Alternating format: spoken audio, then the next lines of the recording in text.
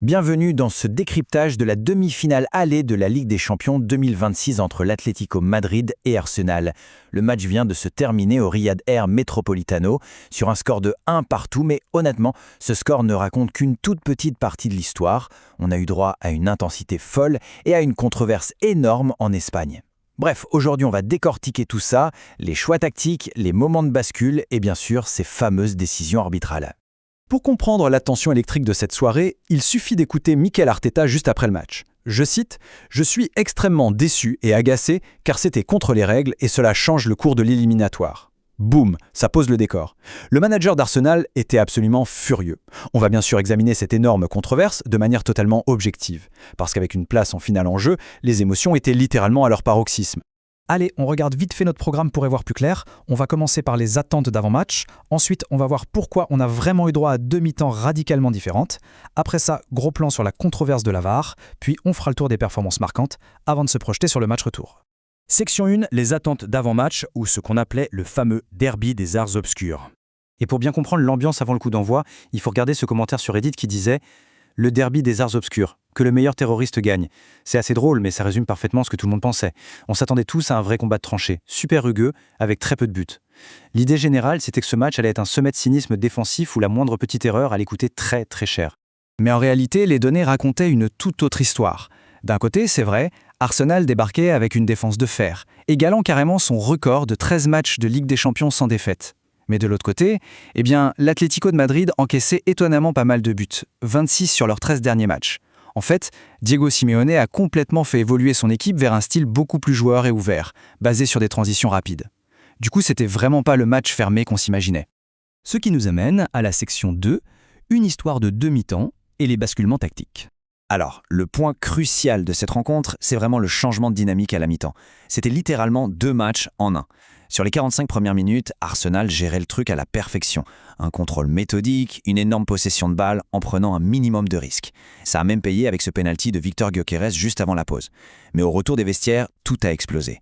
L'Atlético est revenu avec une énergie frénétique. C'était de l'agressivité pure, des transitions fulgurantes, et le contrôle londonien a complètement volé en éclats. Et ce changement radical, on le doit à un vrai coup de maître de Diego Simeone, son passage en 3-4-3. En faisant entrer Robin Lenormand à la mi-temps, il a totalement libéré les couloirs. Résultat, une vague d'attaques ininterrompue. Antoine Griezmann a touché la barre transversale et Ademola Lookman a eu plusieurs occasions en or. Le gardien d'Arsenal, David Raya, s'est retrouvé sous un véritable feu roulant. Allez, on passe à la section 3, la controverse de la VAR. 3 pénaltys, une seule décision. Bon, c'est le moment d'aborder le sujet le plus explosif de la soirée. Regardons un peu cette chronologie. On a eu 3 incidents majeurs dans la surface qui ont défini ce match. D'abord, à la 44e minute, le pénalty accordé à Arsenal après une poussette de David Anco sur Gyökeres. Ensuite, à la 56e, l'égalisation de Julian Alvarez sur un autre pénalty, suite à une main de Ben White. Et puis, arrive la 78e minute, le point de bascule total. Reprenons les faits objectivement. Eberechi Eze s'effondre dans la surface après un contact avec Ranko. L'arbitre, Danny McKelly, ne bronche pas et montre direct le point de pénalty. Arsenal pense avoir le match en main, mais là, la VAR intervient. L'arbitre est appelé, il passe un long, très long moment devant l'écran de contrôle au bord du terrain, et finalement, il annule la décision. Le motif retenu, contact insuffisant.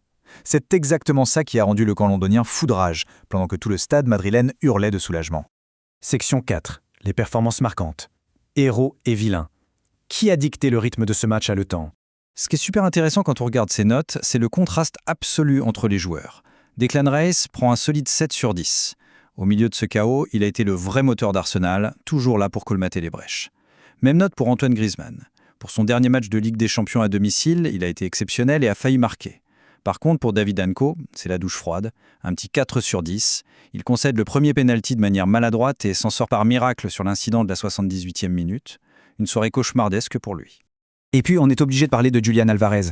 Déjà, il a été un poison constant pour la défense et il marque son pénalty avec un sang-froid clinique. Mais surtout, avec ce but, il devient le joueur argentin le plus rapide de l'histoire à atteindre la barre des 25 buts en Ligue des Champions. C'est juste énorme.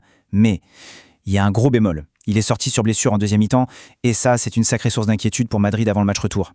Section 5, tous les regards tournés vers Londres pour examiner les enjeux colossaux du match retour. Parce qu'après ce match nul, la pression change de camp et file directement à Londres.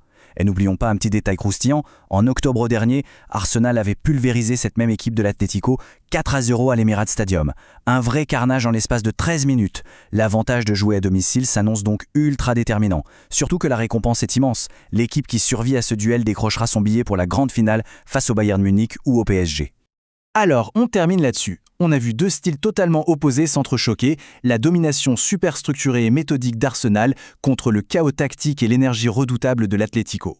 Le premier round n'a pas suffi à les départager. La grande question qu'on se pose tous maintenant, c'est quelle philosophie va l'emporter lors de cette ultime bataille à Londres? La réponse dans quelques jours. Merci d'avoir suivi ce décryptage, restez passionnés et à très vite.